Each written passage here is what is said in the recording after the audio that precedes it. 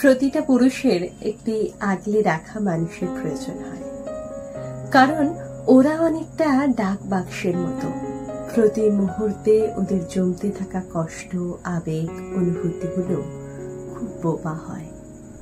ওরা নিজের দুঃখগুলো মন খুলে বলতে পারে না, তাই প্রতিটি পুরুষের একটা আগলে রাখা মানুষের প্রয়োজন। জ্বর হলে কপালে জলপট্টি দেওয়া ছাড়াও হাসির আড়ালে থাকা কষ্টগুলো খুঁজবে এমন একটা মানুষ থাকা দরকার। তুমি হয়তো বলবে, বাবা মা তো আছে। খুব ভেঙে চুরে দেখলে হয়তো বুঝতে পারবে বাবা মার থেকে ওরা যে আদরটা পায় আসলে সেটা পরিণত স্নেহ আর ভালোবাসা, একটা অন্যরকম অনুভূতির অধ্যায়। সেই শূন্যস্থান পূরণে ঘনিষ্ঠ স্বজন ছাড়াও একটা প্রিয় মানুষ সম্ভবত বেশি প্রয়োজন। অষ্টমীর সকালে মণ্ডপে একা বসে থাকা ছেলেটিও একটা নরম ইচ্ছে রাখে মনে, হলুদ পাঞ্জাবি পরে প্রিয় মানুষটার সঙ্গে অঞ্জলি দেবার। কিছু আবেগ এমন অসম্পূর্ণই থেকে যায়।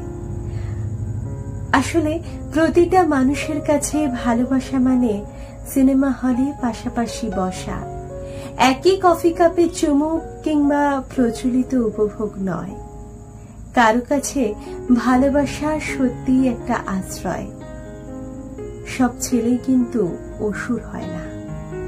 মেয়েদের ওড়না সরে গেলে কিছু পুরুষ আজও তার সম্মানের খেয়াল রাখার চেষ্টা করে। মাঝরাতে পথের একলা মেয়েটির সঙ্গে নোংরা সুযোগ পেলেও সবাই সেটা নেয় না। কেউ বা সুন্দর দায়িত্ব পালন করেও আনন্দ পায়।